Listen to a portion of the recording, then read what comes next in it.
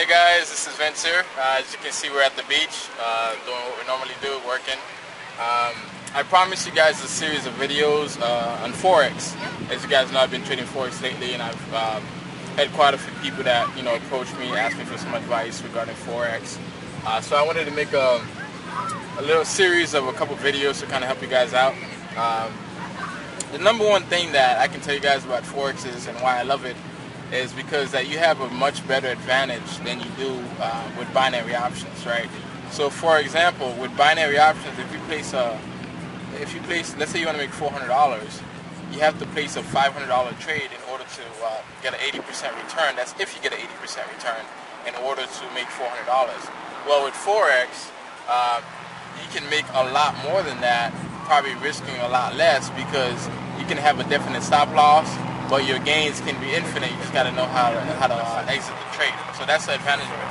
And also too, with Forex, let's say that you're risking 20 pips per trade, right? Let's say you're trading two standards, right? So two standards times 20 pips, right? With two standards, each standard, let's just say an average of $10, right? So two standards is $20 per pip.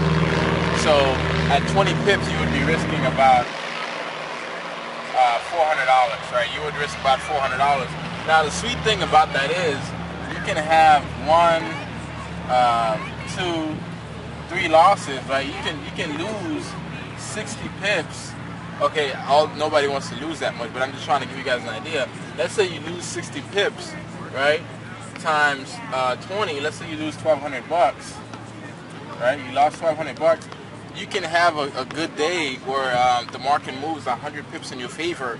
You made all your money back, plus you made an extra 40 pip profit.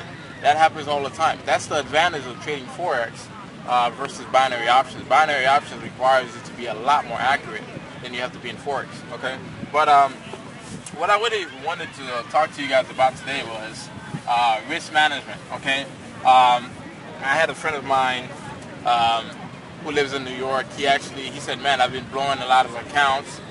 What's the recommended lot size that I should be trading on my account? And in the beginning, it's a little bit hard to calculate that if you're not familiar with Forex. But just to give you guys a basic idea, right? Let's say you have a $5,000 account. Okay, so if you have a $5,000 account, okay, so your account's at $5,000. Okay. What I recommend everybody to risk is 2 to 5%. Okay, 5% on the high end when you get really good at it. So let's say you're risking 5%. 5% of 5,000 is what, $250, right? So your risk is $250.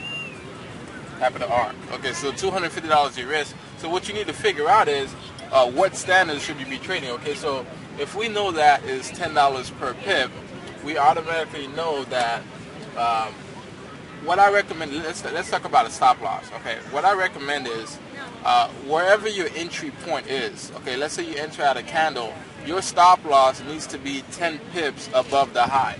So let's say that this is consolidation and you see it goes up and it makes a candle pattern, okay, and let's say you enter the trade right here, okay.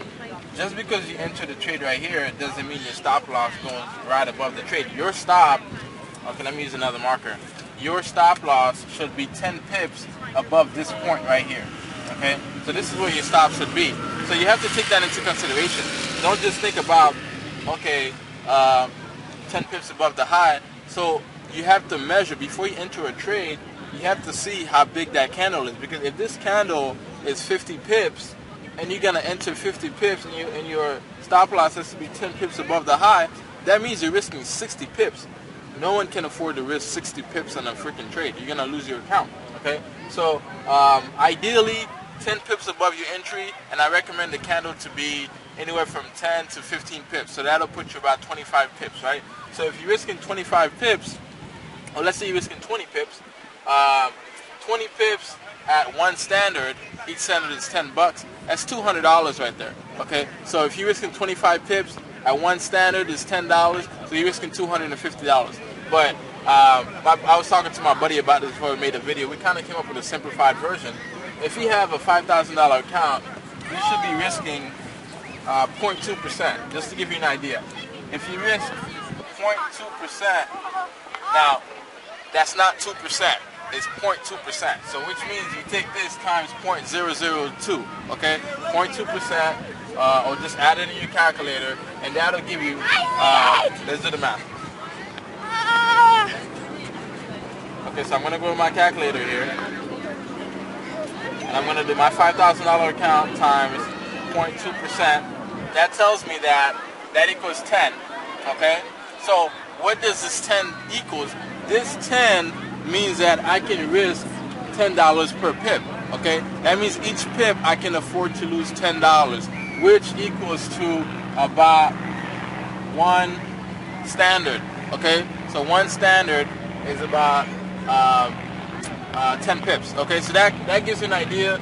If you have a $10,000 account, okay, you do the same math over here, 0.2%, okay, that equals out to about 20, okay? So 20 is about 2 standards, okay? Some pairs are different. Some pairs are $8 per pip, some are less, okay? But just to give you an idea, so you're risking about 2 standards right here, 2 standards, okay? So that right there is a little bit of risk management for you.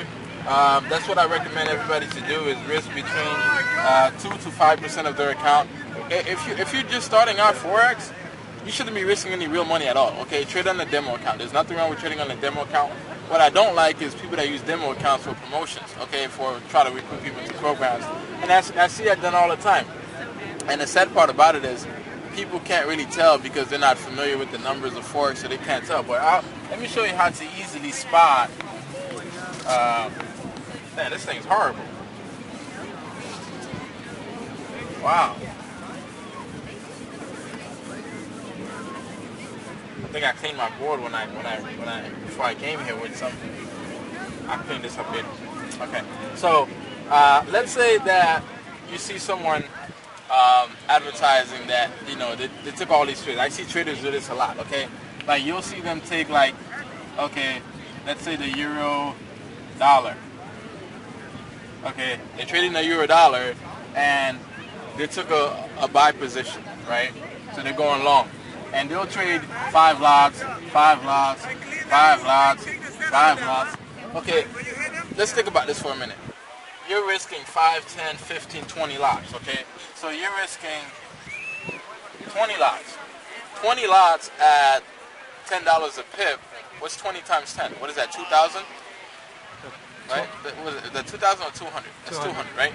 So you're risking 20 lots. That means for every pip, you're risking $200 per pip, okay? So if you're risking $200 per pip, right?